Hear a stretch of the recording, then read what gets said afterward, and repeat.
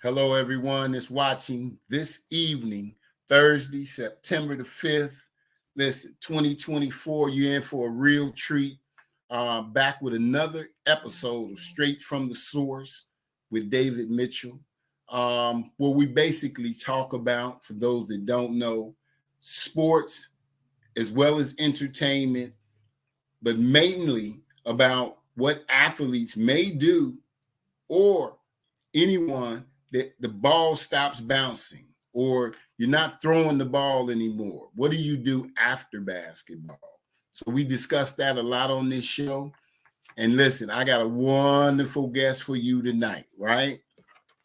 Listen, all I have to say about this young man, he really don't need an introduction. He really doesn't. But I'm gonna go ahead and give him something here briefly, here to honor him. I've been trying to get this interview for a long time. In terms of him being here, we appreciate his time. All of you guys that's out there in the 937, everyone out there in the 757. These are some of my zip codes in which I've lived in here recently. I'm down in Hampton Roads, Virginia. Shout out to my 757 people down here. This is a basketball haven, just like Dayton, Ohio, where I'm born and raised, right? A midtown city. This is a midtown city atmosphere out here. You guys may know the, AAU basketball and how big it is today. Well, we got Boo Williams out here and all of that. Wonderful, tremendous coaches from out this way, like Anthony Solomon, who used to be a former coach at the University of Dayton, is from right here. The list goes on and on and on. Allen Iverson and all of those. So when I moved out here almost 15 years ago, I thought that I was leaving home, but actually I landed right back home. But I never forgot about Dayton, Ohio. So that's why I celebrate so many athletes and administrators and coaches that have been on my show from the University of Dayton. Now, to have the privilege and the honor to introduce to you guys tonight, I'm going to give a big introduction. We're going to talk. We're going to have fun and chop it up. Guess who's on the show, right? Brooklyn, New York's finest. Are you ready? Nicknamed Velvet, right? Roosevelt Chapman is on the show. He's the University of Dayton's all-time leading scorer in points in basketball. And he has a phenomenal record, I think, in terms of, for rebounds. I mean, I think he has like about 1,000 rebounds almost. I mean, come on. At 6'4", playing against guys 6'7", 6'8", 6'9", 6'10", 7 foot, 7'1", 7'2", you named it. He went up against Patrick Ewing from Georgetown, right? Michael Graham from Georgetown, right? I mean, the list goes on and on and on. He played in that Elite Eight run in 1984, you guys. And I just want to introduce to the show right now, without further ado, let's welcome Velvet to the show. How you doing, Velvet? I'm doing pretty well today, David. Thank you so much. I really appreciate that introduction. That was kind of brought a tear to my eye. Oh, man, I appreciate that coming from you. It's like when I was coming up, I graduated high school in 1983, Temple Christian High School out on the East End. They had closed my high school, Fairview High School, in Dayton in 1982. So I wanted a school. I didn't fit in over at Meadowdale. I just made all city and everything. I went out to Temple, made first team All-State, led Christian schools in the state of Ohio in scoring, made small school All-American, ended up at Liberty University, and prior a couple of junior colleges in Kansas and Nebraska. But when I would come home, Velvet, I always was asking, where is Chapman at? Where is Roosevelt Chapman? You want to know why? Because I wanted to measure my game against yours. You was the best. It was just the same. And speaking of like a Dwight Anderson, Dwight coming up in Dayton, Ohio. You two guys, if we could get out to the pack out at UD Fieldhouse, if we could get somewhere where we could brush against you guys and measure our game, it would have meant everything to me. But I seem like I missed you, brother. But I'm glad we're here now. I missed the white. I missed the white. Bless his soul. We played a lot of ball at Roosevelt High School in Baumbergers, Princeton Yes. School, and yeah, he was one of the best players ever to come out of Dayton. Yes, he was. Now, in terms of your career, we're gonna just get right to it here real quick. When you look at coming up, let's take you back to high school, Velvet. Being in Brooklyn, points like 27 points. I may have the numbers a little off. 21 rebounds.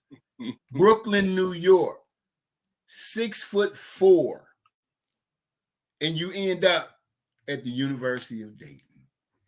How did you sneak out of?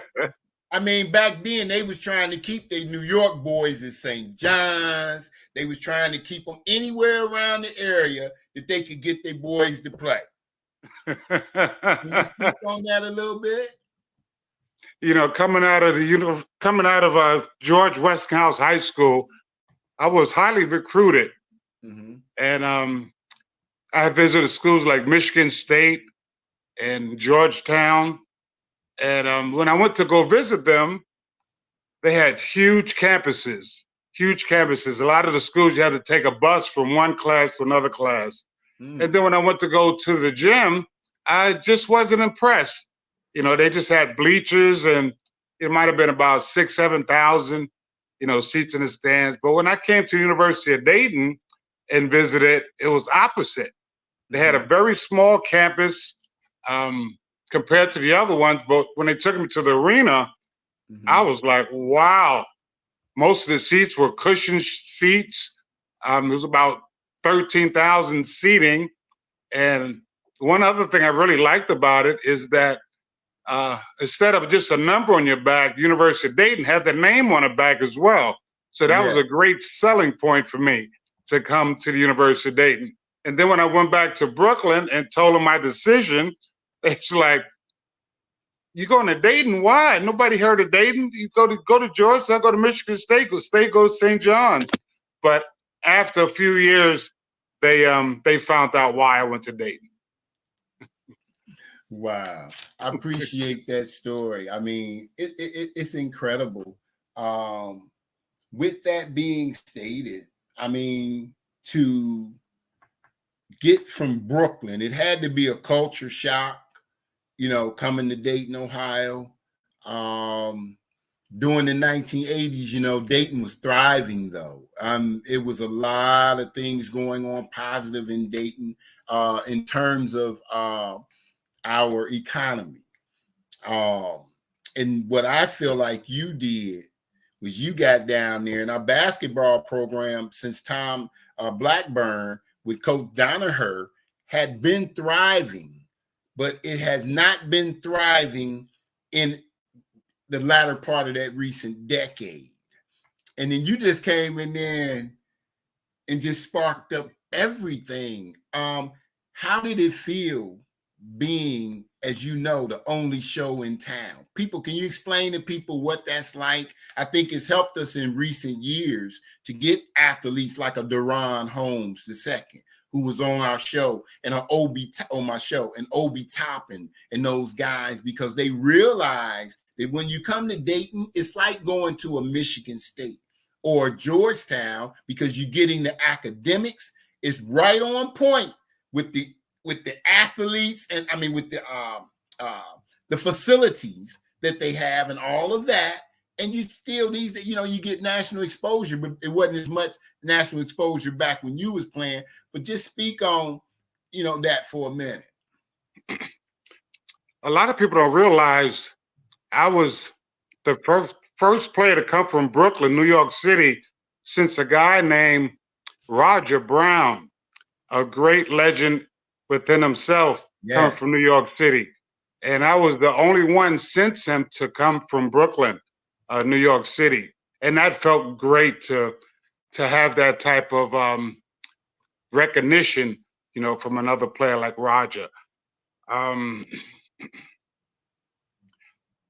Dayton I remember a little story about Don Donaher. He told me, he said, Chap, he said, I'm so glad that you chose University of Dayton. He said, because they was about to fire me. And coming to the school and adding a little razzmatazz, a little shake and bake. Yeah, that really felt good that I could express myself, my culture, where I came from, New York City. And that's what we do. And to apply it into a Mideastern, Midwestern school and community, they really gravitated to that type of play, my type of play. Yeah. And therefore the fans and I, we just developed a great connection, from day one, ever since I put on the shorts until I took them off and thereafter. And the University of Dayton has been so good to me, especially the fans, the fans. To this day, after each game, I wait for about a good hour and sign autographs after each game. Wow. Tremendous. Let me ask you a question. Do you remember the recruiting? Which coach recruited you? You remember the Dayton? I sure do. A gentleman by the name of Jack Butler. Okay. The University of Dayton assistant coach under Don Donaher. Wow. Coach Butler. Wow. Phenomenal coach. Oh, yes. How did you guys, what did you feel a connection? Because a lot of times what we do, sometimes we don't even come, sometimes for the school, it's that connection we feel with the coach. Exactly. Don Donaher sent the right gentleman to come recruit me. We had a lot in common. A very smooth recruiter, very articulate, knew the game. I checked his credentials. He was a hell of a basketball player as well. Vincent's College. Yes. And it's always good to look up a person at least for me, to have stats. And it seemed like the words, it just comes along with it. I don't believe you can walk the walk without talking the talk. Yeah. So yes, Jack Butler, he's the one who got me from Brooklyn to University of Dayton, Ohio. Wow. That's incredible. That's absolutely incredible. Let me see here. This is what I want to do right now. If it's all right with you, Roosevelt. We're going to welcome the legendary Coach Jack Butler to the show right now.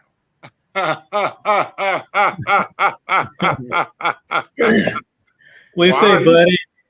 Hi, Jack. How you doing? Doing great. He said he had a big surprise for me. I didn't know it was going to be this big. Oh, yeah, okay. I love it.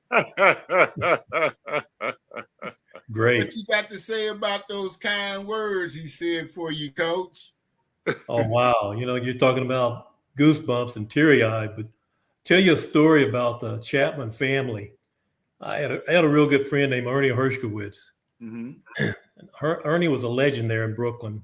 So he's the one that told me about Chap. So I went up to see him play. And at the end of his career there, like late in March, he really started to play well, getting 35, 40 points a game. Then, like he said earlier, here comes Michigan State, Georgetown, Arizona, St. John's. But we had pretty much a good hold on him. And then I'd gone in to talk to the family. Oh, his sister Rosie and Larry, the McAdoos. You didn't know I remember that, did you, Chap? You got a good memory, Jack. Your mom and dad. And Coach Turk, your high school coach, was a gentleman. He wasn't trying to push you anyplace. He wanted you to make the decision. So I always remember that. And then, like I say, all these schools were coming in after. And I remember going out to Arizona, Tucson. I don't know if you remember playing out there. I remember that. That, yes. And I, got a flight and went out to Tucson to see you play because of the competition that was coming at you. So those are some of the fond memories.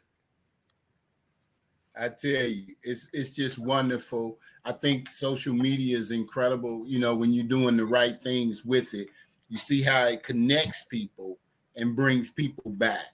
And I love that. Sometimes you may not be in the same city or the same, state, but you can still connect. And I think a lot of this, it was always meant for it to happen. And just like, listen, Velvet. So the actual player, which you already know this, right? Coach Jack and them, they was looking at Bernard King, right? Hey, Coach Jack, the rabbit been out the hat, right? Oh, yeah. I told Coach Jack, I said, listen, I know even Velvet, because we all got our, but I wouldn't consider it a consolation second prize by no means when you get the all-time leading scorer, okay? So I think that worked out pretty good. Let me clarify something real quick. Coach, you might not remember, I believe Bernard's about 5 years older than me. Yeah. So even if he would have came to University of Dayton, his tenure would have been up, and then it would have been my turn. So we wouldn't have played together. So really, it's not a consolation. It's just like his era, then it would have been my era. You understand? Yeah, passing the torch. That's all, just passing the torch a bit. Exactly.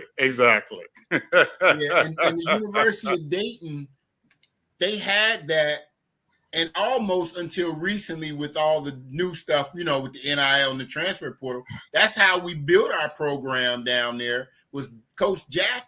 And Coach Donaher and those guys, Coach Blackburn, they were developing you guys, because you was going to be in college at least 3 or 4 years. Right. Exactly. And it changed so much now. So you're right. You guys, you and Bernard King would have been playing together. There's no doubt about that. Now, another thing I want to mention to you right here is that, can you please say something, may rest in peace, about the head coach of that 1984 elite team. Speak a little bit about Coach Don Donaher. As you know, I got the meeting. Coach Jack, you already know that. My brother, Bob Mitchell, was enshrined into the Stivers High School Hall of Fame in football and basketball. And I sent you the picture on that too, Velvet. Yeah. And he was the honorary keynote speaker. And this was 2014, I believe it was. And Coach Jack, I was right up under him. I was trying to suck up every bit of knowledge I could from him. And I asked Coach Don Donaher, I know you, Coach. I said, listen, you can be real with me. That's how I like it. We have a lot of good players that you've coached, a lot of great players. Can you please just tell me who was your favorite of all time? Without hesitation. Oh, it was Roosevelt. It was Roosevelt. It was Velvet. Without hesitation. And remember, that was in my post. I got that all the way back from Twitter because I wanted to make sure I quoted Coach Donaher. You know what I mean? He said it was you. And out of all his players, what that mean to you to hear? Coach Donaher and myself, we had a very special relationship. It was more of a father-son type of relationship. Of course, it's coach-player, but it was a lot of other things as well. He was my mentor. He wasn't really only my coach, but he helped me to become a man off the court as well. Coach was very neat. I used to go into his office, and he would have his stapler, his pencil, his paper, everything just lined up. Coach Butler knows. Little things like that just showed me the integrity, of a man within. And it helped me, and I adapted. I became neat as well because I kind of like that style as well. But matter of fact, even after I finished playing, he stopped coaching. Anytime that I came back in town, I would give him a call and tell him I'm coming to town. And we would meet up, and he loved to go to Bob Evans restaurant. So we would go to Bob Evans restaurant and we would just reminisce just like hours at a time. And before you know it, it's like 3-4 hours go by and we're still talking. And we both have other engagements we got to go to, but we always enjoy each other. So Coach, he really also helped me with X's and O's. Coming out of Brooklyn, we're not really X's and O's type of individual, type of ballers. Just give us the ball and get out our way, and we'll make it happen. But he showed me the game itself, pick and roll, give and go, things to that effect, and he helped me become a better baller. Absolutely. I mean, I know that has to be wonderful for Coach Butler to hear, and I know that he actually knows that. Don't you, Coach? All the things that you did for your players, or do you think about it much?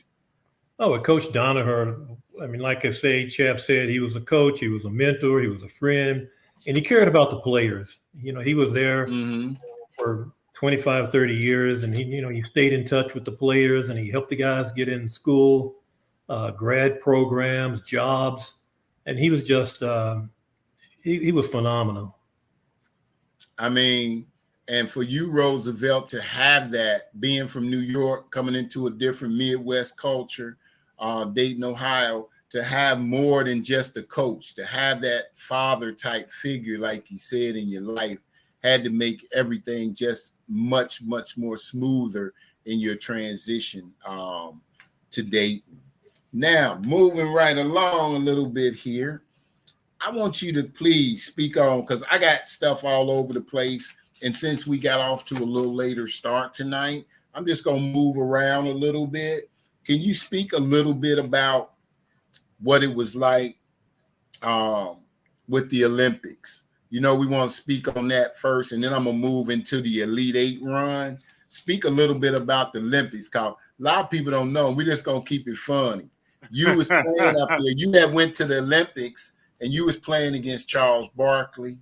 I mean, you was up there with Michael Jordan, right? Yeah. You and Michael Jordan was going 1-on-1 against each other in practice every day. I mean, was you getting on the phone, calling Coach Donaher and calling Coach Jack, like, listen, what move should I make? Or did you already ask some shake and bake moves from Brooklyn?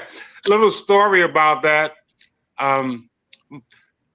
Michael Jordan and myself, we first met, we was in a locker room in Bloomington where they was having Olympic trials. And we was one of the last two to get dressed to go out to practice. So he probably was dressing maybe about 20 feet away from me. And he said, "Hey, Chap." I said, "What's up, Mike?" He said, "Come here for a minute." So I picked up my shoes and the socks and went down there and finished dressing with him. And he said, "You're from Brooklyn, aren't you?" I said, "Yeah." He said, "I'm from Brooklyn too." I said, "Really?" He said, "Yeah." He said at age 5, he said him and his parents picked up and they moved to North Carolina. I said, "Oh, that explains why you got some shake and bake in you." Absolutely. He is. And we became very good friends for about a good decade after that. And then, unfortunately, sometimes cell phone numbers change and you lose contact. But that was a great experience for me. They had the 77 best players in the nation competing to get on that 12-man roster. And I was guarding Jordan. He was guarding me every day because we played the same position as small forward. Charles Barkley and Karl Malone and Wayman Tisdale, the man-child, Sam Perkins, Patrick Ewing. We had a bunch of guys that could really ball. And it was probably hard for Bobby Knight to make a decision who to keep, who not to keep. But that was a great experience. And I'm so glad that we won the gold. And matter of fact, a lot of people don't realize this. Scholastically, 1984 was the last time we won the gold, because in 1988, David Robinson, Dan Marley, they won the bronze. So the committee, Dave Gavin and them, they went back and said that the European players are too good for our Scholastic now. Now we have to put the pros in, And then 92, they developed the Dream Team and got the gold again. So it was great competing for the Olympics at that time. And I'm so glad we won the gold. Well, you know, in my opinion, when you really look at it, you know, like I think 80s, 90s, you know, basketball in particular in college, it was so strong. You know, Coach Jack, you had players competing for 3 and 4 years, right? Players was developed more, right? Oh, and yeah. You had team chemistry, Coach, right? You had that cohesiveness, right? I mean, because you're right, Coach Knight, I mean, for him to leave you off the team, Chris Mullin, John Stockton, Barkley, the list goes on and on and on, and Vern Fleming, I mean, you know, all of these guys, I mean, but the experience that you got, and like I said, I mean, man, you one of the few guys. I mean, I love it. Let me think. You might be the only guy that's been on my show that didn't dunked on Michael Jordan. So now that I think about it, you might be because I've had NBA, I've had all kinds on the show overseas, you know, but I mean. I can't wait. We're going to really chop it up about some of those memories from back in the day. Now, I know we got a limited amount of time. Let me move forward a little bit more. I wanted to elaborate a little bit on that. Let's go to the Elite Eight here. Let's go to the Elite Eight, okay?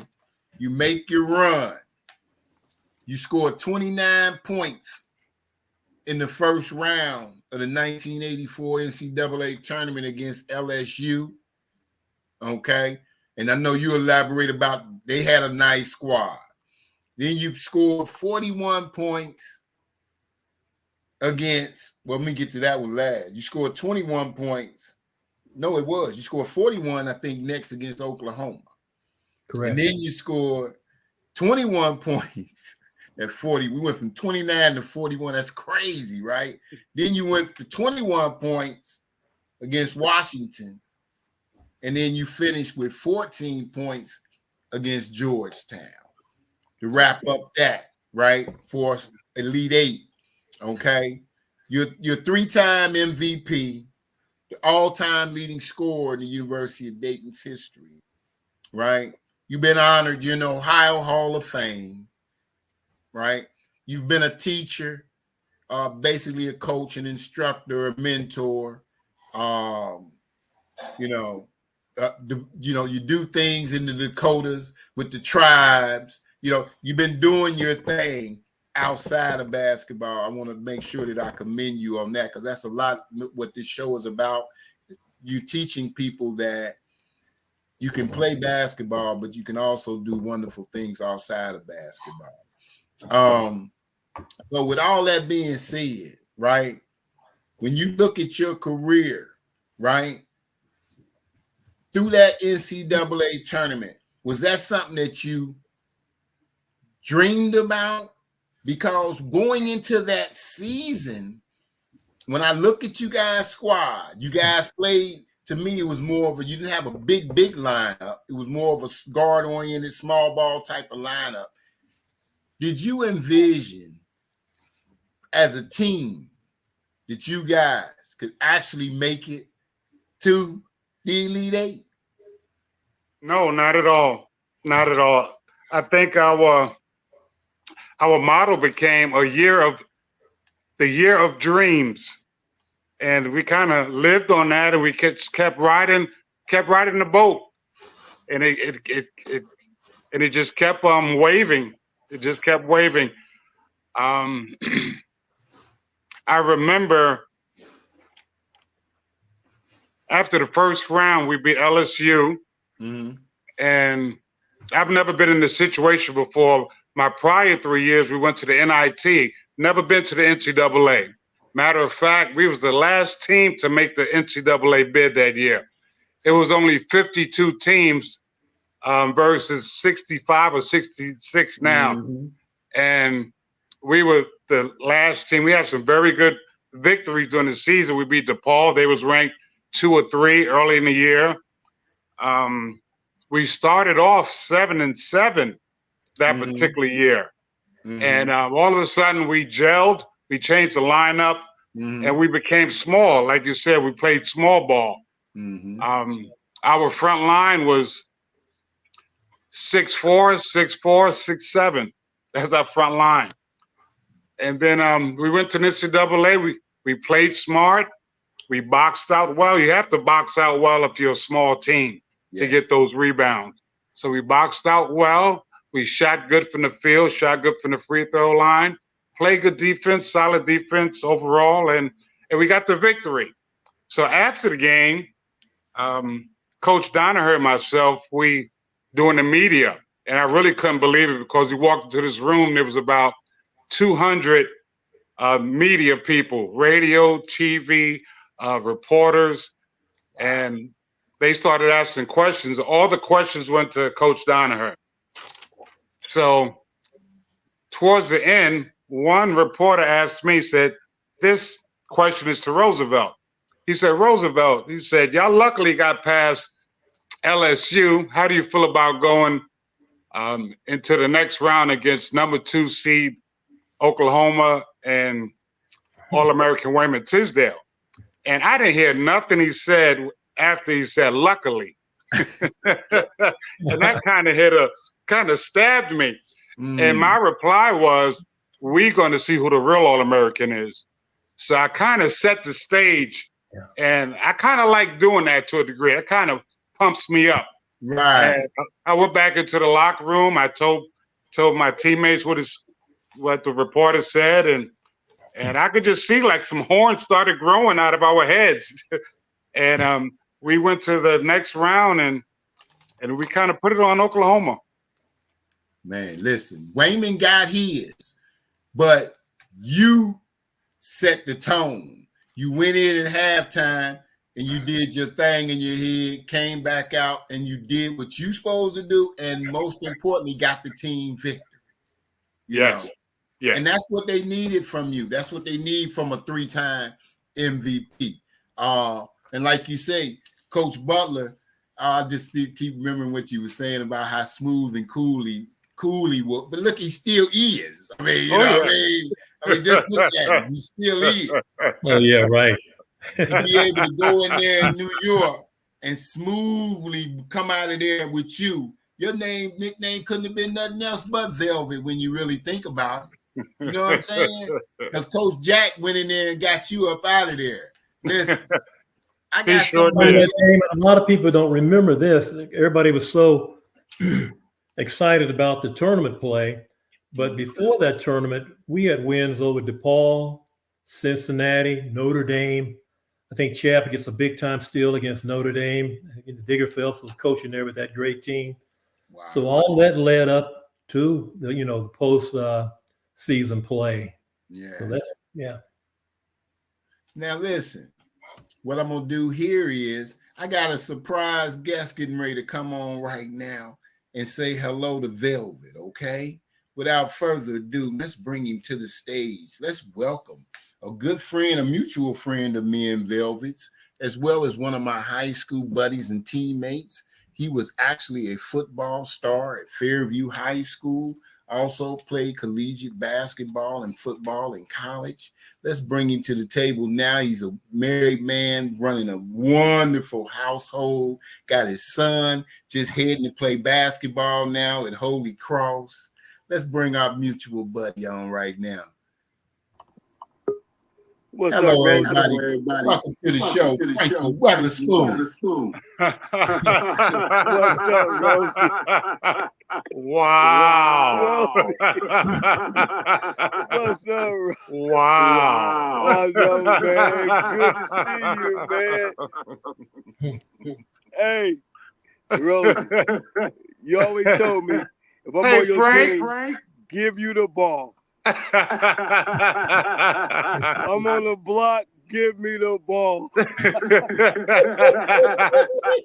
Wow, David. Wow, David. This is a great surprise here. I haven't seen Frank in such a long time. And Frank and I used to be together all the time playing ball everywhere. Yeah. You used to make me go at the guys in the pack. You'd be like, hey, if you don't go at them, I'm gonna make you're gonna pay. Yes, we were there. Okay, go ahead, Rose. Go ahead. No, we would stay on court all day long. Go eat lunch and come back and stay on court for the second half all day long. Oh my God. I got one thing to say about you, Rosie. We were down at a Salvation Army playing one day, and these guys was talking smack to you.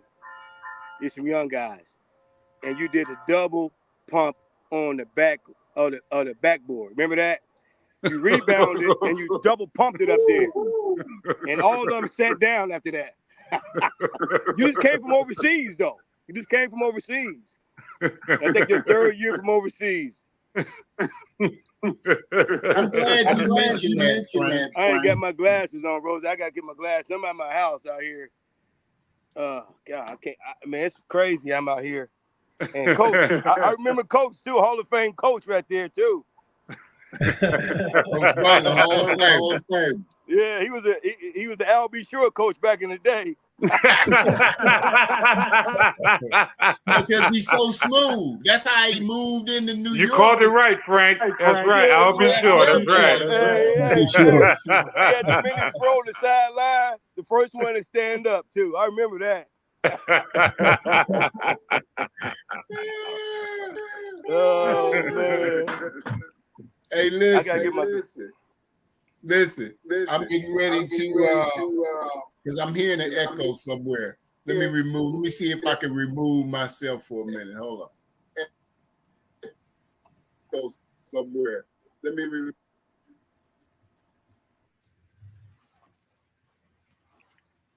hear you guys. Now I'm gonna come back. Frank. Yeah, I'm here. Stay right there for a minute. Coach Butler, I'm going to remove you to the green room for a second. I'll be right back.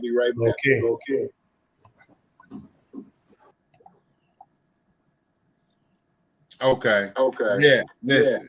I thought that would surprise you, Bill. You did a great job. I'm definitely surprised. Hey, Frank. Yeah. Do you remember some of the you and Velvet all that? Oh man, the Salvation Army, the pack. We went everywhere, man. Roosevelt used to tell me, "Hey, we're gonna win. We're gonna win about 7 games, and we're gonna sit down and relax after that." So, Rose, you remember that, Rosie? Rosie said, we're gonna go on and run the floor. No, he'd be like, he'd be driving. He's like, Frank, I need a good workout today, so we're gonna win 7 games out here. We're gonna relax after that. He go out there and put in work. Man. Rosie's a clown people, man. Funny. I ain't gonna lie. He a playground legend too, man. It ain't about people don't understand. He played college basketball, but he had a playground. He was a hooper. There's a difference between a hooper and a basketball player. Rosie was a hooper, man. So he can play in a structured program. He can play outside the program. He can get loose. He can play structure. He just had it all. So I respect him, man. He wanted to, I didn't play with Dwight and all that. So I'll put him up there. He one of the best, man, I ever seen, man, as far as playing basketball, man. A great dude, man, because he taught me a lot. He told me the high pick and roll. Remember that, Rosie? Yeah. Oh, yeah. And then, but see, he showed me the hard pick and roll, but if I didn't give it to him, he'd be like, man, you tripping.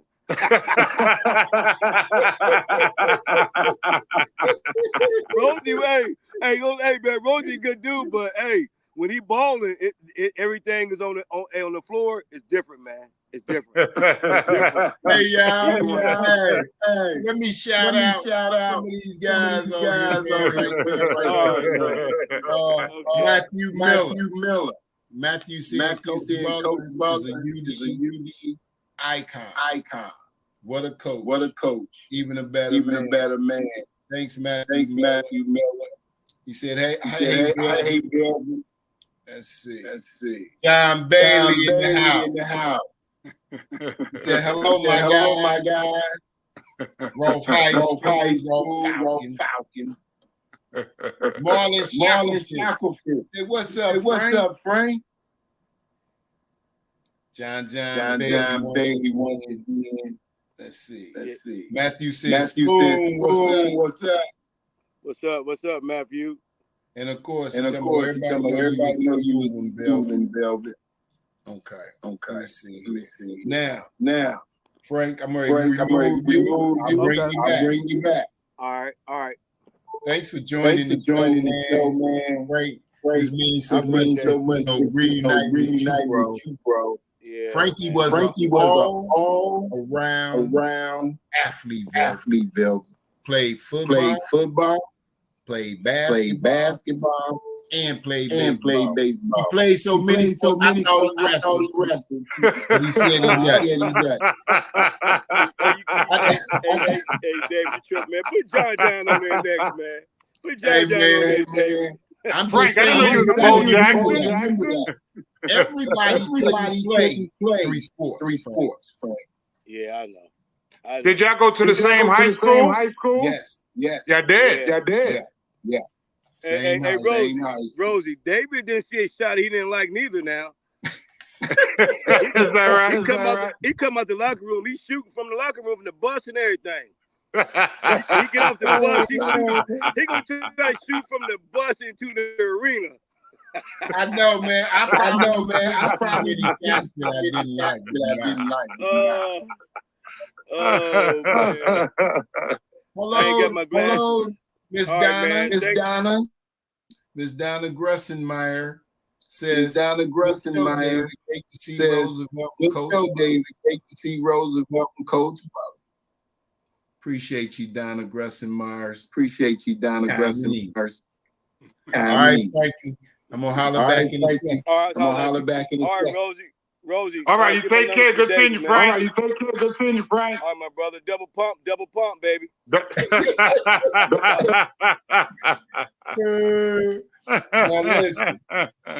Now listen, Velvet.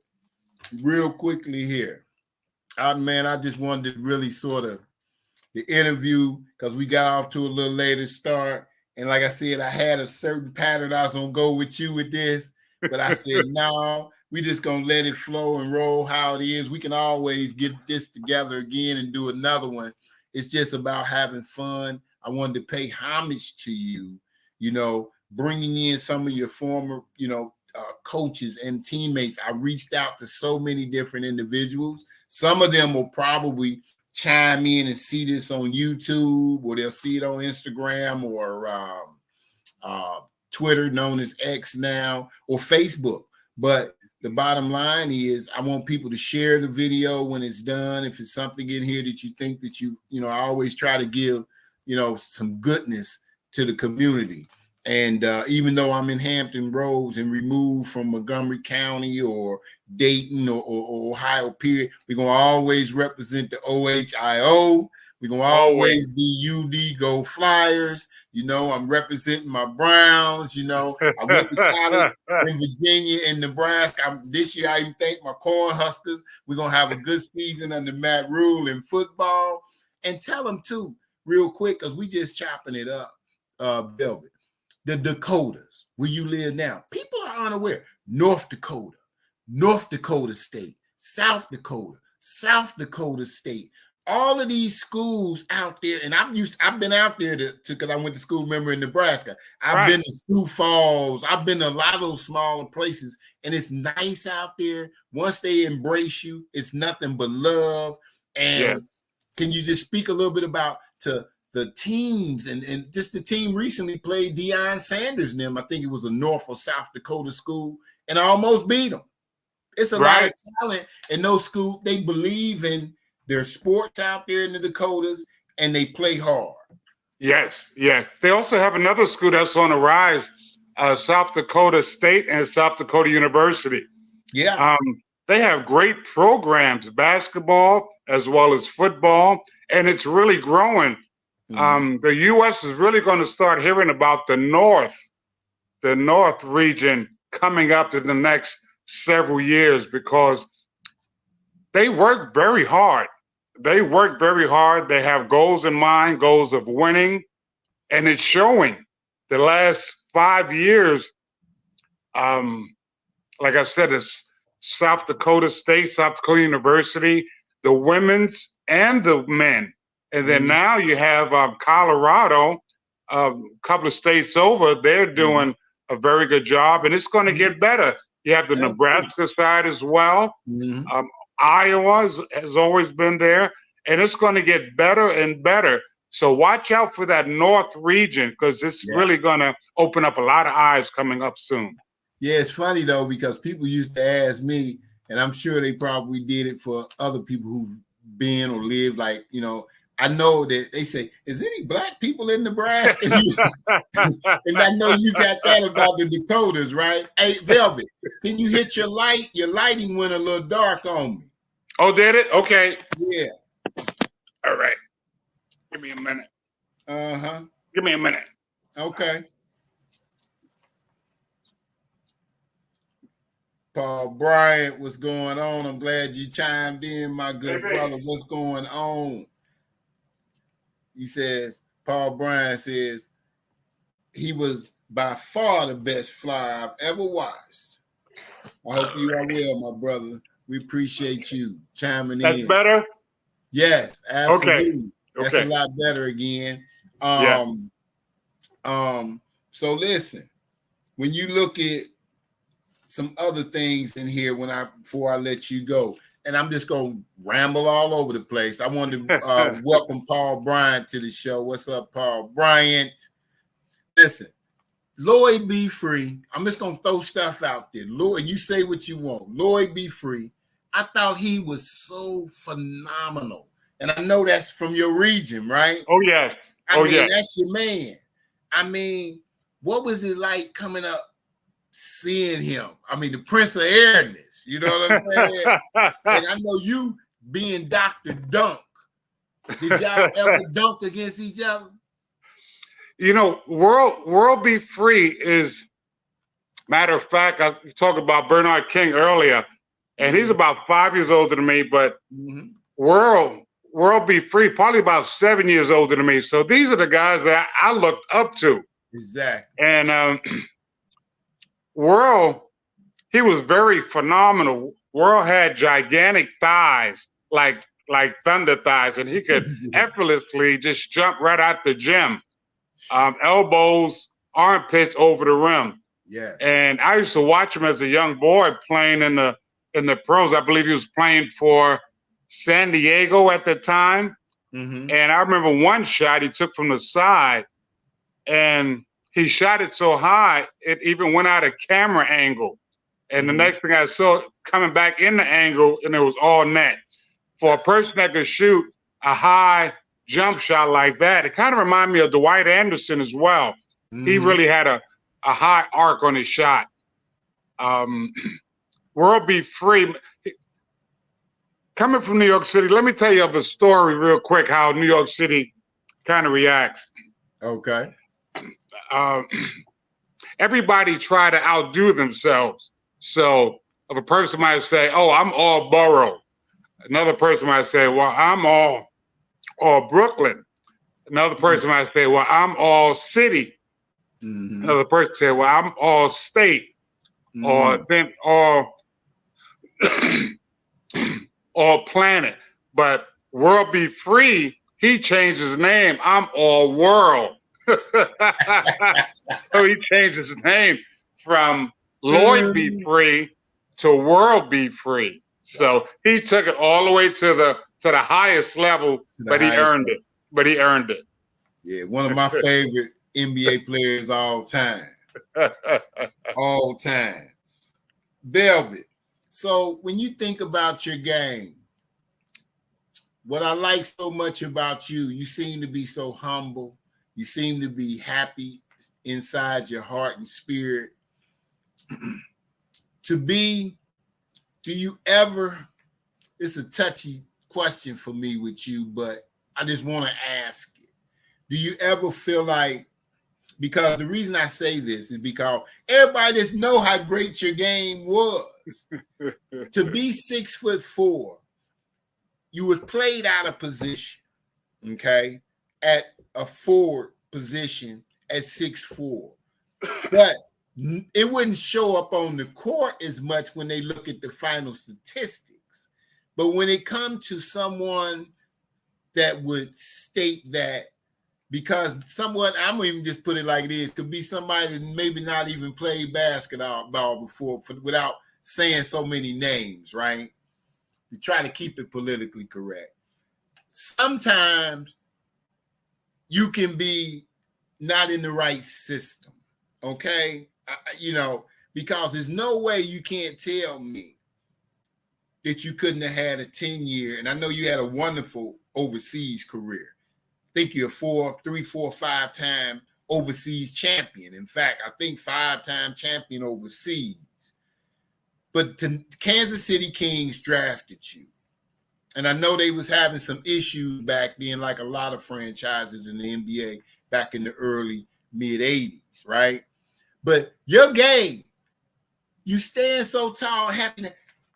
Do you think because being from New York, if somebody would have pulled you to the side and put that, because, New Yorkers are known for ball handling skills. Oh, sure. I mean, I know my basketball, and it's like, I'm like, why didn't someone, so I'm going to ask Velvet itself, because was it that you just said, I'm such a team player, coach?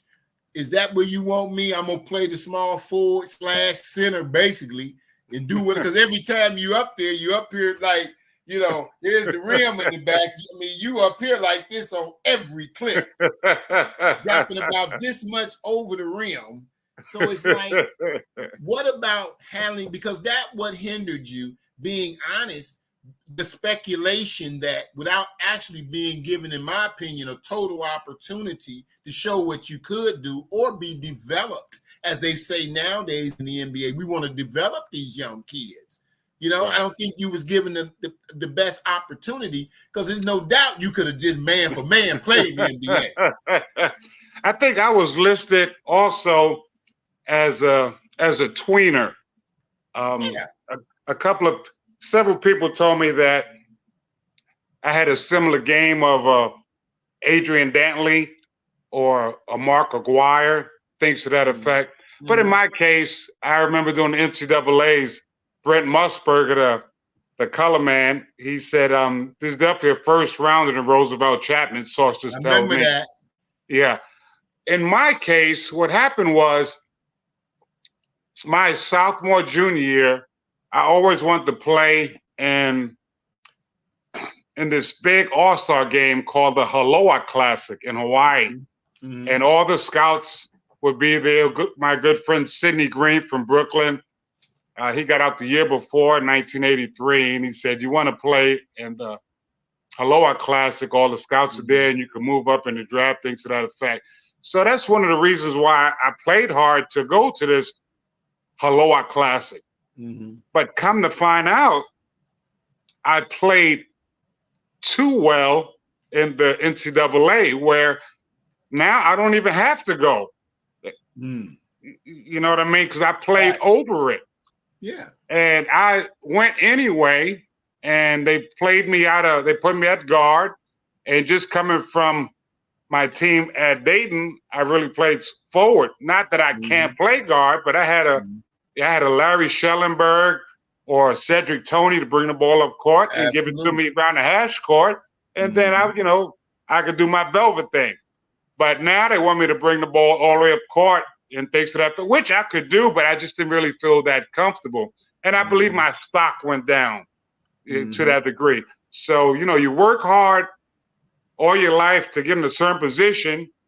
And then when that position comes, you really don't have to be in that position. I could have just fell back after the NCAA and been a first round player. But that's what I meant by somebody making a statement about you that may know something but may not totally, and that's what can hinder athletes. You know what I'm saying? Right. And I think that had something to do with it, but it worked out great because you went overseas. You won 5 championships from Italy to Spain to I've been about 40 different countries playing basketball. Italy, France, Spain, Belgium. I've been to countries I didn't even want to go to. Israel and Iraq, Syria, Libya. But you know what? I was going to go.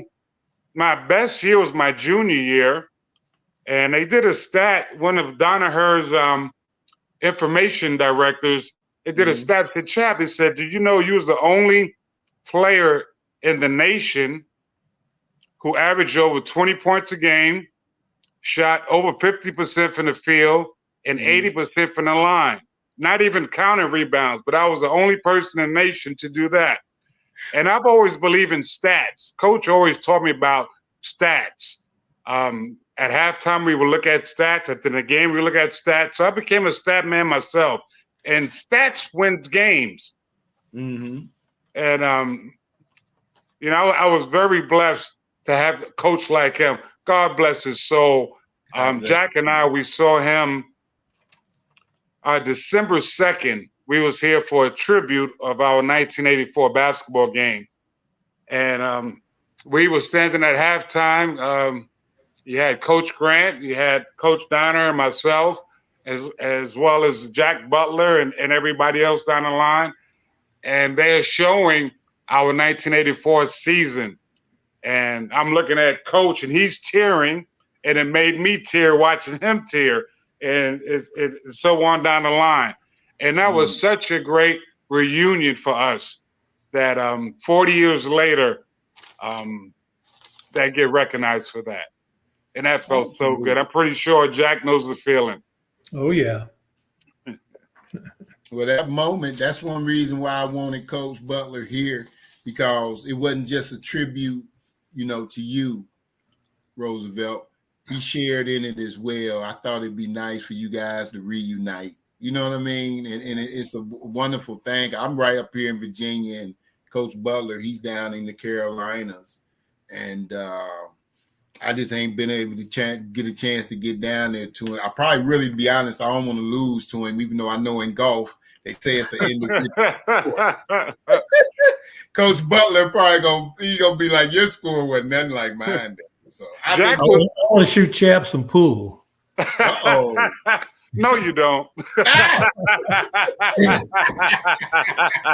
Dave, let me add one more thing here. Okay. I don't know if Chap remembers this or not. His last home game, you know, the game was over. Everybody goes to the dressing room, and the crowd they didn't move. Chap came back out on the floor and waved at everybody, and they gave him a standing ovation. I mean, it was like 13,000 people there. You know, that was like one of the greatest moments, I think, in Flyer basketball. So I don't know if he remembers that or not, but he did come back out on the court and give a big high five to all the crowd and, you know, the class act that he was and still is. So I remember that. That was a great feeling, Coach. It sure was. I had some family there from Brooklyn as well. And it was a great feeling. Matter of fact, they gave me an ovation. I went back into the locker room, and Ed Young, he said, Chap, listen to that. And I was taking off my socks. He said, listen to that. And I was hearing the applauding. He said, they calling for you. And I had to go back out there and and take my bow. That's true. It was a heavenly bow at that. Wow. I mean, that's something that, you know, is so memorable. And I was going to be the next question, and you said it right there, Velvet. I was going to say, why did you come back out? And we see why. I mean, it was incredible. You came out and you waved everybody, and it's the same thing. Even when you guys had your ceremony, I think it was it 2023 or I got the exact date here.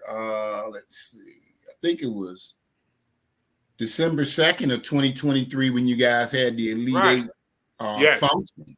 And I got that too in some of my archives on my computer. I got you, Wave, and I got Coach Butler. You know, they put the spotlight on Coach Butler. He's doing his wave.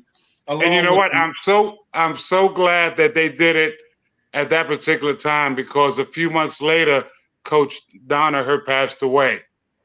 And that was a great reunion for us to all get together.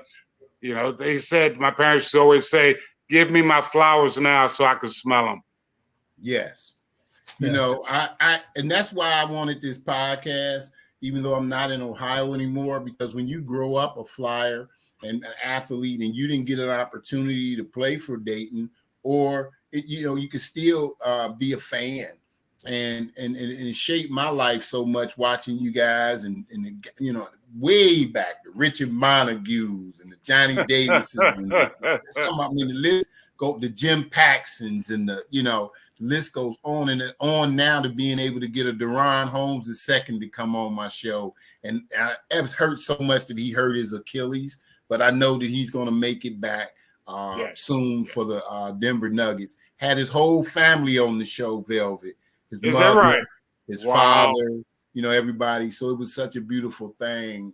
And Coach Grant, that's going to be my ultimate goal. I'm still working on getting Coach Grant to the show. But while we're on this, let me give a few shout outs here too, as we winding down for some of the people, you know, and I know I'm going to miss some names, but again, looking to get Coach Grant on the show. I'm working on that, but shout out to the University of Dayton out there. I mean, just a wonderful university. Mr. Doug Housechild, want to give a shout out to him. You know, Mr. Housechild, he's been in my corner. A lot of support for me when it comes to me in terms of getting certain, you know, the athletes and things from the University of Dayton and making sure that I get that respect back to those at the university. But just wanted to say, I mean, like the beat writer. I know back in your day, y'all day, you coach, y'all, it was Gary Nunn, right? I want to get Dayton Daily News. Dayton Daily News was incredible. I want to give a shout out to the modern day, and my guy, I get some inside scoop straight from the source, David Jablonski. I want to make sure I give David a shout out. Spoke with him earlier today. He was supposed to be another guest to come and surprise you. Velvet. Oh, that would have been a surprise, definitely. Wasn't able to get Jablo loose, but we're working on something for next time. Okay. Shout out Tony Stanley, the legend, UD legend. Tony Stanley been on the show. You know, he jump shot phenomenal. And he's from this area out here where I'm at, and he wasn't able to make it tonight. Shout out. He was here earlier, and I think probably had something to do, so he had to leave, and that's Coach Wade O'Connor, University of Dayton, okay? Wanted to make sure that, you know, that Coach Wade O'Connor was in on the show tonight as well. Want to give a shout out to my family. Treva Jones works at the University of Dayton. You know, BB, shout out. You know, she facilities management. Anybody coming in, getting tickets, anybody need to go where they need to sit at. Those people are so important, and they do such a wonderful job at the University of Dayton. Want to shout out. Matter of fact, she's the reason why we got together. Is that correct, David? Absolutely. That's right. That's right. So shout out to Treva. Thank you so much, my girl. Treva. Wanted to give you so much love and appreciate you. So, in matter of fact, I'll be seeing Treva soon. Won't be too long. Coach Jack Butler, he's been on the show. He's back on the show again. Always phenomenal, man. Want to give him his credit where credit due. I've had I'm working on Anthony Solomon. He's from this area, another coach at the University of Dayton, currently at Notre Dame University. Had Ryan Perryman on the show, University of Dayton, right? Another wonderful. I mean, I think Ryan might be, the leading rebounder, or he's one of the top in the history. He's one of the top rebounders, but individually, I played with Ryan. Against Ryan, he's one of the best rebounders I've ever played or with. Yes. Phenomenal rebounder, especially for his height. I was a very good rebounder, but he was a great rebounder. Yeah, phenomenal.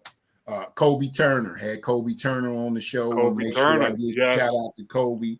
Of course, Deron Holmes II. We're going to shout out Deron. Wish him the best with the Denver Nuggets. Joy Gruden was on the show. Had Joy Gruden on the show. Joy Gruden, it was so funny how you come up and grow up in a football family and you end up being a basketball coach. And he's having phenomenal success too down there at Stetson University in Florida right now. I had what's his name? Oh, it escapes me right. Several other players, and I didn't get everybody listed. But University of Dayton, as you know, is big in my heart, and we're gonna continue to have some phenomenal shows. Now, I want to ask you a question as we wrapping up a bit here. What did you think about some of your players on the team quickly? I want you to mention, I want to go down a few of the players right quick, right? We're going to start with Coach Grant. He wasn't nothing but a freshman on that 84 squad. Yes. What did you see in him, and who did Coach Jack and them, who did they have mentoring Coach Grant? Because you know the rookie freshman always got to look up to somebody. Well, I think Chap mentored him. He was his mentor. Yeah, Chap. He would guard Chad and Chapman a lot of scrimmages and stuff. So Chap was a great mentor for Anthony. When Coach Grant get over here, tell me how that went, Chap. I remember first couple of scrimmages. We used to have them on a Friday, and we would let some of the fans into the arena. And I remember the first scrimmage we played, I dropped 50 on Anthony. So the following week, I scored 48 on him. So he asked a couple of players, I heard him, he said, how do I guard Chap? What do I do? I turn him left? I can't turn him right? What can I do? And the only advice they gave him was, oh, that's Chap. He just left it alone. But anytime that I'm in town, he always had me to come visit the team. Mm-hmm. And he always tell this little saying. He says, this is Roosevelt, Chapman, all-time leader scorer. He said, Chap and I, we played 1 year together. I was a senior. He was a freshman. We played the same position. He said, Chap played 39 minutes. I played 1. But you know what? I'm going to tell you something. When you think about it, and when you look at Coach Grant, his career now, he was a double-digit scorer. And when you look at it, he developed. So whatever you put in him, you know, Coach Butler put in him, you know, Coach Donaher put in him, it paid off. He had a wonderful career at Dayton as well. He's went on to become such a phenomenal coach, winning Coach Player of the Year, taking Dayton, you know, to phenomenal levels now in the NCAA tournament, beating Arizona, and I mean losing to Arizona, but beating Nevada. When you look at the 2020 season, we're not gonna even go there. I don't want to see me, you, and Coach gonna be up here with tears in our eyes on that one. We don't even want to talk about 2020. Oh my gosh, it was number one. I mean, how for Dayton? I mean, it's like we couldn't stay stuck in that. We couldn't stay stuck in that because it can cause something mental to your health. And Coach Grant has endured so much, you know, losing his daughter. You know, I met his wife behind on the red carpet when I went to the game. They lost to George Mason out here. I think it was the George Mason game, or was it the Richmond? It was George Mason, I think we lost to. I couldn't believe we lost that game. But what made it so incredible was I was able to go behind the scenes and meet his wife. You know, I met Coach Grant as well. Coach Henderson, he took a picture for us together. And, you know, his career coming from Dayton and being a phenomenal coach, you know, I think that the University of Dayton is on the path right now to being one of these, as long as they can keep their collectives together. You know, they get some people together, bring that bag, Coach Jack. I'm just being honest. We got to do everything we can to keep monies together. And Dayton got all the facilities that any player would want. Dayton has the coaching. They got the coaching tree, right? So when y'all come back in and they see a Velvet come in and a Jack Butler and all these other coaches, Coach Wade O'Connor and all of these other phenomenal, Brian Gregory, and, you know, all of these guys who didn't been a part of Dayton athletics and know what the history is all about. it keeps people coming because all these kids really, really want is a place to play. They want to be able to play these days. Freshmen are being left behind. It ain't like when you came out Velvet now. It's hard for that star player coming out of New York even, right? Out of those boroughs that may be getting overlooked because a kid got 1 year down here at the JUCO level. He got 1 year at the Division III. All these leagues are becoming farm systems now and plucking these players up, you know, and there's young kids are being overlooked. So I'm telling kids now, look, go anywhere you can go to get in college. You know, just get the education. That was what it's about when I came up anyway. Your mom didn't want you out the house and get a free education. If you can get that, you can get your skill game up or whatever it is, your academics, whatever you need to do, work on your game to get your name out there. Because once they see you have experience, like on a resume now, then they want to pluck you up. You could be the Division II All-American and still make it to Division I. NAIA All-American, a Christian schools All-American, and be plucked up. They look at this success of what you've already done. It's different now. The kids are being overlooked. So with that being stated, tell me, when you go back to Dayton and the places across the country and speak in galas and things, what is it like? I always wanted to know what it was like to be honored at one of the things for the University of Dayton, like one of those functions. Like one of them I'm thinking about, Coach Jack. What's the big one? Because I know you didn't been to them all, Velvet. Are you talking about the first four, something like that? No. Like the functions, those galas they hold where they honor you. You know what I mean? What's the big one we got? Agonis? Is that the one? Oh, the Agonis Club, sure. Like that. Yes. Tell me about something like. I know you've been to that.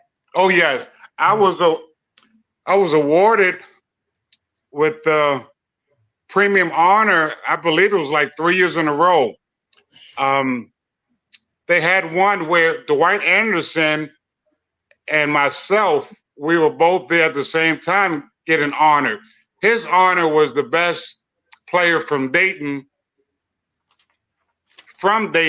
but at another school outside of Dayton. Mm-hmm. Mine was the best player at Dayton. Wow. And we was there the same year accepting those awards. But I really missed that Agonis Club. That was a showstopper. It was a lot of people from a lot of different regions that would come and talk and share their experiences, things to that effect. It was a great gala, and I really miss it. They should have galas like that more.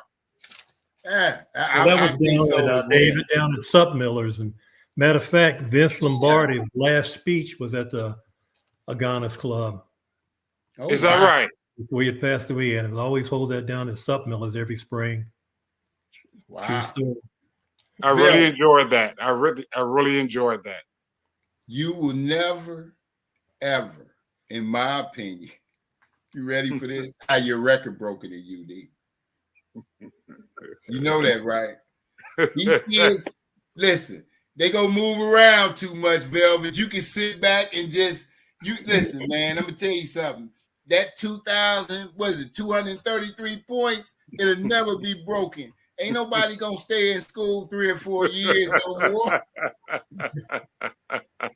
I mean, it has to be a wonderful feeling to be the all-time leading scorer and know that record can't be tough. I remember I was a freshman, and I think I asked somebody from the administrative office on the basketball team, and I said, "Who's the all-time leading scorer here?" And the person said, "This guy named Don May." I said, "Oh." I said, "Why you asked?" I said, "Well, that's whose record I'm going to break." But I said I knew I wanted to set some goals, and my goals are always high. Yeah. So I kind of broke it down into 4 years, and each year just try to chip at it. And by the grace with great teammates and a great coach and coaching staff, I accomplished that goal. But even more than that, I was glad that my team went to the NCAA and we went down. A lot of people call it the Final 8, but I like to call it the Final 5 because it was the last game of the Final 8, right, Coach? Right, out on the West Coast. That's right. George. 3 hours behind. Yep. Velvet. Also, I wanted to mention, I think I left Coach Frank Smith off too from UD as well. I wanted to mention he worked with the NCAA right now, compliance committee. I wanted to mention Coach Smith as well, has been on the show. Man, did you ever heard of Black Hills Gold? Oh, sure. I played a lot of pool games there. You been in the Dakota? Oh, yeah. Played a lot of pool games there. Nebraska, when I first got out to Nebraska, everybody was talking about, better get you some Black Hills Gold. I said, what is Black Hills Gold? You only hear these things out in those areas, right? Right. That's right. It's popular. Yeah. It sure is. Now, in terms of, I got a couple more things for you, and I'm going to let you go, Velvet. Make sure I don't miss nothing here. Oh, let's speak about a few of your teammates. That's what I'm looking for, the whole list of my guys. But I'm going to name the ones I know off the top of my head. Cedric Toney, University of Dayton, point guard, 6'1". Out of Wilbur Wright High School via junior college to the University of Dayton. Actually played out in Mississippi and then went to junior college in Nebraska, where I could have went to Western Nebraska. I ended up going to Northeast Nebraska. But what was it like playing with Cedric, having him lead the point? What was he like as a point guard? And having Damon Goodwin on the wing, incredible shooter, right? Ed Young over here on another wing, an incredible shooter. Larry Schellenberg, Dan Christie, and I think really, let me remember, I think you guys, Coach Butler, you guys only played about 6 or 7 guys on deep, a lot of minutes on that roster. I don't want to leave nobody out, but I think it was Velvet. See, this is why I got all these notes, man. I definitely understand. You got a lot of stuff in your resume. But what was it like first? Speak a little bit on Cedric Toney. He ended up having an NBA career. Yes. Cedric came in relieving a great point guard that played with me for 3 years in a row, which his name is Kevin Conrad. Yes. And he was a great point guard. Penetrate the lane, pass first, then shoot. And then he graduated. And then Cedric came into our program, and he added instant productivity to our program instantly. He had a great mid-range jumper. He had good ball handler skills. He could see the floor as well. And he came in with great continuity with our team. As well as the other team, we were a very small team, but we played the percentages. We only really took good shots. We would make the extra pass when needed. We all played very good defense. We all boxed out well. We all had a grit. I think they kind of got that grit because we were so small. They kind of got that grit coming off of me because I'm in the hole. Because we were so small. Guarding guys 6'10", 6'11". I'm only 6'4". So I tell them, I said, on the other side of the line, if the team is shooting a free throw, you better box out. And if that guy gets the rebound, you got to deal with me at practice. So they would rather deal with them. Absolutely. I'm glad you gave some love to Cedric, man. And, I've been trying to get him on the show for a long time. Eventually, hopefully, he'll be able to get the opportunity to come on the show as well. The pass to Ed Young we got to get this documented. It's documented. This will be in history like everywhere else. When you said, I'm Velvet, but I mean, let you explain it. I guess everybody was going to be coming at me, so you thought the smart thing to do was to pass the ball, because Coach Jack said if you be surrounded, get a ball up, Velvet. I remember like it was yesterday. I think they call it the shot today. Yes. We down by 1, playing against DePaul. They ranked number 2 in the nation. They go in and shoot a 1-and-1. I believe a guy named McMillan shoots, misses it. Schellenberg gets the rebound. He looks up the court for me, around half court, gets me the ball. I could hear the fans go, oh. And I take a couple of dribbles, and then I pass it, and then I hear him go, oh. But I passed it to Ed Young. He was in better position to score than I was, and I had confidence in him at that particular spot on the court because we played so much. We played so minutes together throughout that whole season that I knew he was going to, make that shot. He had a better shot than I did at that particular time. And I'm so glad he made that shot. Otherwise, I would have been the scapegoat. I know, right? Absolutely. But it was like you said, you had been seeing him do this. When guys practice together, this is what you guys got to understand. It's just like when you look at that shot, it's the same thing they do when they look at the situation with Michael Jordan, right? When they look at another Dayton, Ohio native, why did he pass that ball over to John Paxton, right?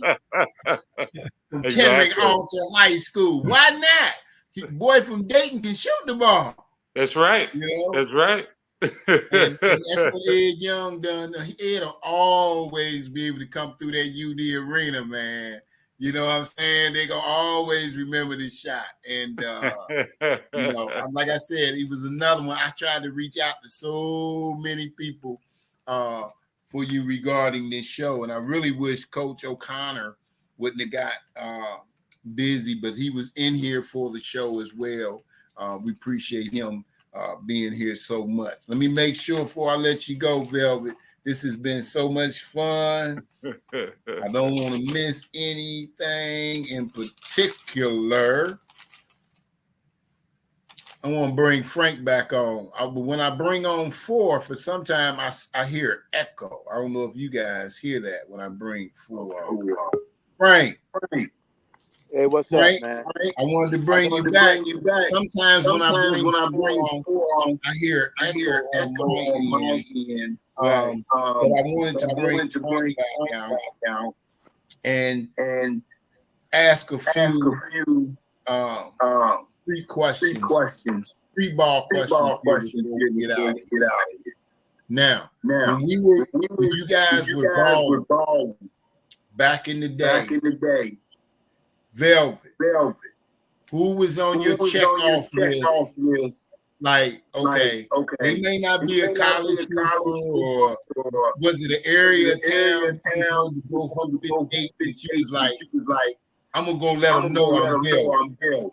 And Frank, you ride right along with him. If they don't know who I am, I'm gonna go show them. Was it one of the neighborhood parks, or was most of the games that you played out there at the pack or the field house? A lot of times we would go down to Princeton or Roosevelt, and they had some great players. We had a guy named Frankie Sanders that was very impressive. Besides Dwight Anderson, Ron Harper would come down. I'm a couple years older than Ron. He started coming down. We had players like Butch Carter. Yes. His brother would come up sometimes too. And I told Butch, I said, your brother Chris is a hell of a basketball player. He said he's a better football player. We're going to send him going to football. But I really enjoyed playing in the centers, like I said, Roosevelt, Baumberger, Princeton, and Dayton have a lot of talent. A lot of talent comes from Dayton. And when it comes down, we play in the center. When we all play together, everybody's got everybody's got to bring out their best. They got to bring out their bag, and and I always try to keep my bag full. Did you ever remember a time, Velvet, where you deferred the shot? We know it wasn't often, and you passed it over to Frank Weatherspoon, and he made the game-winning shot. There's been times like that as well, because in the course of a game, if I'm scoring a lot, and as it gets winding down towards the end of the game, I'm going to get double team, triple team. So I'm going to have to pass that out, and I'm passing it to Frank, and I'm looking like, you better make this shot. But Frank always had good form. Frank had very good form. He knew how to play. He knew the X's and O's. And I had no problem. I had a lot of confidence giving the ball to Frank. And I would always go, could I pitch a rebound, just in case if he missed. Hey, Frank, can you hear us? Oh, yeah. Rosie being real nice about it, man, but he taught me a lot as far as, like, people don't understand. He was really, like, a structured player. He wasn't all razzle-dazzle all the time, but even we played in the street basketball. We call it street basketball. He knew how to do the high pick. Can y'all hear me? Yes. Y'all can hear me? Like, he taught me really how to do the high pick and roll. We didn't do it in high school. Mm-hmm. Remember, he showed me, hey, look, I'm going to set a high pick and roll. I just caught on to it, and that was our go-to. Like, if it was 11-11, hey, high pick and roll always worked, because Rosie's on the block or he's on the wing, he get double. So he always do, hey, Frank, we're doing a high pick and roll. Let's get this over with. Let's get over here so we can sit down and laugh at him. Wow, we won a lot of games. Coach Jack, they talking X's and O's. Oh, I know. You know, the whole game now is pick and roll. Everybody's doing it. Everything is pick and roll now. Coach Jack, yeah, and before we go, did you think that Velvet should have? You ever think that maybe you should have pulled him over? Said Coach Danaher, let's let him down the point a little bit. I know we let him bring it up a little bit. I mean, before the tournament, because Velvet said after the tournament, he has showcased himself to be a number one pick. If not at least top 5 in the first round. Did you ever think that maybe you say, well, going into that year, he was going professional more than likely? Did you maybe think that maybe you should have had him playing a little more guard? Well, I thought Chap should have made it. I thought he, with professional basketball now, especially then, it's like being at the right team at the right time. Yeah. And I think, and nothing against Kansas City, but maybe with somebody else in that position, you know, he could be in the league for 10 or 12 years. Great inside player, great rebound. One of the things we haven't talked about tonight, Chap was a great passer. He was a great passer. So I think with the right team at that particular time, he would have made it. Absolutely. I mean, I say that the same way to you, because the same thing I said to Chap. There's no way, had he not been in the right situation, that NBA career would have been there and been a whole lot longer. As we know, it's about fit. But when you go somewhere and this is supposed to be a tryout situation, that's what happened. You got caught up in them early 80s analytics before they was analytics, right? And because it really was, I mean, when you look at it, I mean, when you think about 6'4", you could get a bucket. They could have just swung you to the wing, to the 2-guard, the combo. You're going to get a bucket regardless after you have to put it on the floor and pull up. So, you know, that's my whole thing with your career. Just, man, I say with you and Dwight, my 2 favorites, you know, all time. And, of course, my brother Bob, Hall of Famer, and he was 6'3" playing center at Stivers, made All-State in 3 years in a row, sophomore through senior in football, sophomore, junior, senior in basketball. Should have went to Michigan and played football. Would have been better as a 6'3" defensive end instead of playing. He went to Wilberforce University. He got caught up in the HBCU, the whole black thing, and it was wonderful because that's what a lot of kids are doing today, getting that. I preach that a lot. Go get you a wonderful HBCU because the HBCU is like a family atmosphere. It's like a family atmosphere. But listen, you guys, I appreciate you guys for tuning into the show tonight. I'm going to let y'all go and go watch you some football tonight. My Cleveland Browns will be coming up soon come Sunday. You know, my Dayton Flyers will be back soon within the next, look like 8, I think maybe 7 or 8 weeks or so. The Dayton Flyers will be back rolling. We'll have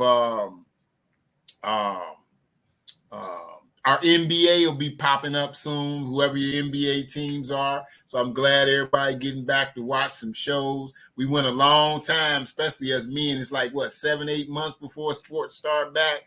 There's shout out Leon Thomason, Rolfe High School. Appreciate you, Cuzzo, chiming in. Les Green down in Florida. Cuzzo, I appreciate you chiming in, Les. He said, I thought you were on the Michael Jordan level and Ron Harper comes to mind. For Velvet. Absolutely. Ron Harper and Michael Jordan, definitely on the level. He battled with Mike. That was his roommate out there at the Olympics in 1984. He battled Charles Barkley and everybody, bless. Gary T. Frisbee. Good to hear from you, bro. Me and Gary go all the way back to elementary at Weaver School back in the day. Chaminade Julianne, shout out for him and Matt Miller. Appreciate you, Gary. Hope you and your family doing well. Hope I didn't miss anybody. For people tuning in. Hi, Patricia, sis out in Florida. Appreciate you chiming in and much love. As we leave, Velvet, you know we'll be in touch. I'll be here definitely. A lot more things we need to discuss. Coach Butler, as always, I appreciate you being a guest on the show. And you always welcome back. It's your second time. Let me make sure I bring Frank back out here. Frank, the only reason I was taking you out, I think in the third person I bring in, I hear a little echo. I appreciate you so much. And the love you got for one another is incredible. Shout out to Fairview High School and all our Bulldog family out there. And Coach Wade O'Connor, University of Dayton, was on the show tonight. Make plays every day. Make plays today. He runs basketball camps. His son was on my show as well. He plays Division I collegiate basketball. So we appreciate you guys. I'm gonna let you guys go. Enjoy the game tonight. Is anything else anyone want to say, or something you might want to play? I want to say one thing about Coach Butler. Okay. Hello. Oh yeah. You hear me? Yeah. Coach Butler, don't remember. I was a player at the Pack, and I came in one day. He asked me what my name. I said my name is Frank Weatherspoon. He was like, "Are you a singer?" I said, "No, I'm a basketball player." So you know he was smooth, right? So he wouldn't let me down. Sorry, I'm a hooper. He looked at me and said, "Okay," but he was so smooth. I always been a big fan of you, Coach Butler, man. From the day one, you had the look, you had the pizzazz. I mean, I wish you had I wish coaches were like you now. A lot of coaches, I don't want to put nobody down, but you were one of them guys that I looked up to as a role model. You know, you held yourself well in the community. You know, you was one of them guys that would listen to kids, and you always had an open policy. Anytime I said something to you, always listen. So I appreciate and I love you, Coach Butler. Wow, that's very appreciative there, Frank. I love being involved in basketball and going and skin on kids and basketball camps, and it was a privilege. Yeah. I appreciate you, and I appreciate you too, Rosie. For telling David, me I really appreciate. Go ahead. David, I really appreciate with the surprise of Frank and Coach Butler, and you really surprised me. I tell you, as the guest, and it did something to my heart having these two individuals on with us, and I really appreciate that. And David as well. Your platform is going to boom even more. You have my support in any type of way. You could always give me a call and I would show up. And I really appreciate, having this platform and getting this out. I really like your personality, and it seems like your guests are very good, just like now. And thank you for this platform. I really appreciate it. Appreciate you so much. Hey, JC Payne, what's up, Ice? Appreciate you. You said Coach Butler was ahead of his time. You hear that, Coach? He said you was ahead of your time. You know what? Davis, tonight there was, I think Kansas City's playing Baltimore. And I said, I don't want to watch that game. I want to see Velvet, you and Velvet,